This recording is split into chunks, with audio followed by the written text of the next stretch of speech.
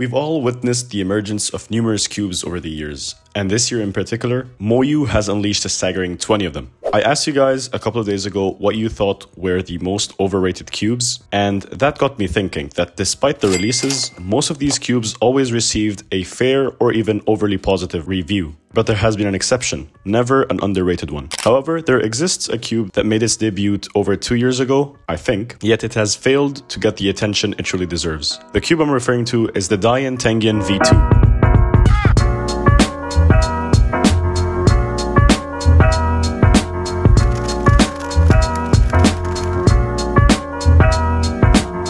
Now, I know what you're thinking. I don't actually, because you probably weren't expecting this. On a serious note though, I believe this is one of the most overlooked cubes of all time. Despite being produced from one of the oldest cube manufacturers, it has never received the attention it merits. Also, I haven't used this cube for a while, so I could see why it was overlooked. The V2 is an upgraded version of the first Tengen, which was a favorite for many due to its quietness and its excellent performance.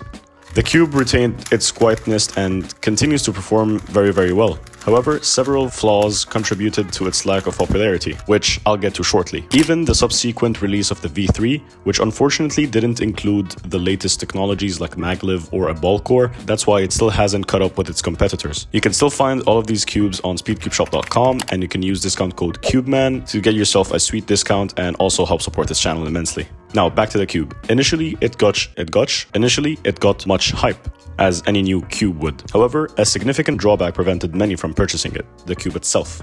It offered too many settings, making it challenging to find the right one. I mean, I still haven't found the best one for me yet, and I've owned it since it released. It was so complicated that cubers even complained about it, and this was a very bad first impression. Another issue was the overall reaction of those who did get it, and since very few people made it their main cube, it never gained enough popularity to sell well. Look at the RS3M for comparison. It was significantly better than its predecessor, and it made a considerable impact. I covered that story in another video, and if you want to check it out, if you haven't already, it will be linked in the top right corner.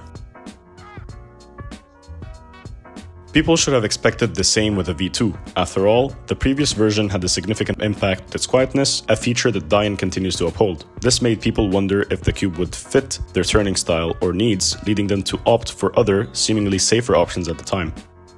Moreover, after Dayan released another cube, the Guhong V4, which had manufacturing problems due to a weak core, the Tengen looked even less favorable. Nonetheless, the Tengen V2 is, after all, a great cube. It has excellent corner cutting, great control and feeling, and is relatively quiet with a distinct turning feel and sound. It also featured adjustable magnets back then, which really made it very customizable. So it should still be a solid choice. However, the latest releases are showcasing the advantages of maglev, making this cube not the optimal choice anymore. Another very weird fact about the Dayan Tengen V2 is the shape of the cube itself. The middle layer is larger than the other two, probably due to magnets or settings or because they just had to make it fit, but it makes it very weird to look at once you notice it. Technically, it no longer qualifies as a cube. If you have this cube laying around somewhere, give it a chance to see how it performs, and I'm sure it won't let you down. Let me know in the comments if you've had the chance to try it out, if you've ever considered making it your main, and if you still do.